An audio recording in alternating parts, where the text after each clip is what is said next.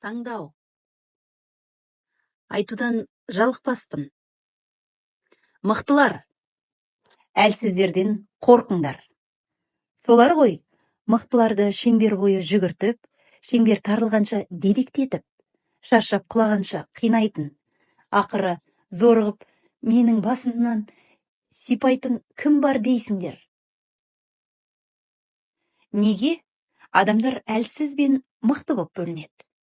Жоқ, дене тұрқына қарап емес, ойы мен әрекеті қақсында.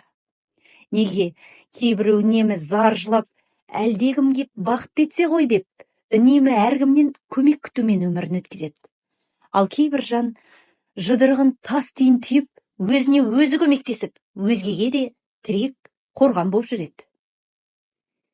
Кей адам тумасынан осал, ал кейбірі мықты болады.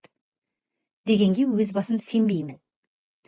Кей адам туа сал кітап оқып, жазу жазады дегенге де сенбесем. Әлсіз адам қанша қаласа да мықты бола алмайды, ал мықтылар мықты боп туғандықтан әлсіздерге жасалар қолдауды түк қажет етпейді дегенді естігенде стоп-кранға басып, басқа пойызға отырғым кеп кетеді. Әлсіз болу патология емес.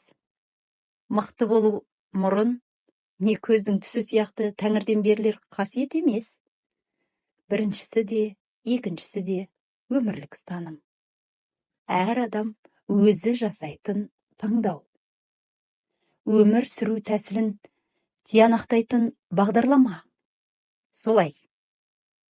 Әлсіз адам осал болғандықтан әлсіз емес, өзіне әлсіз болуға рұқсат еткендіктен солай. Себебі, қасында оған әлсіз болуға мүмкіндік тудыратын, үнемі өз үшін ғана емес, ол үшін де жауап беретін адам бар болғаны. Одан да зорын айтайын, әлсіз адам болмайды. Әлсіз болуды ыңғайлы көретін адамдар бар. Мықтылар мықты болайын дегеннен емес, мықты болудан басқа жол қалмағандықтан сөйтеді. Бітті. Нүкте. Ал ол нүктенің ар жағында не бары тек өздеріне мәлім. Сосын қатты білгісі кеп, ар жаққа үңілгендер білер.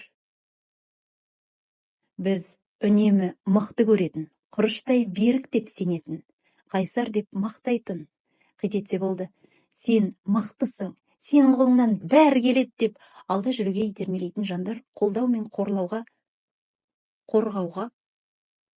әлде қайда қаттырақ мұқтаж болады.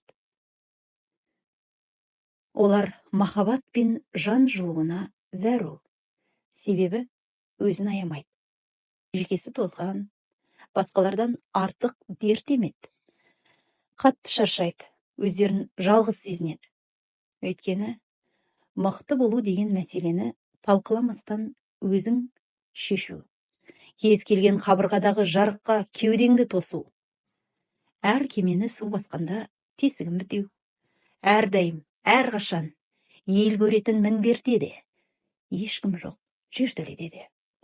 Мықтылар, өздеріңді сақтаңдар, бір-біріңді сақтаңдар. Өтінем, сендер көп емессіңдер. Себебі әрдайым алға тосатын қайрат жігерлерің, ең қорғалмаған осал тұстарың. Авторы Ольга Глазова, аударған Шынар Әбілда.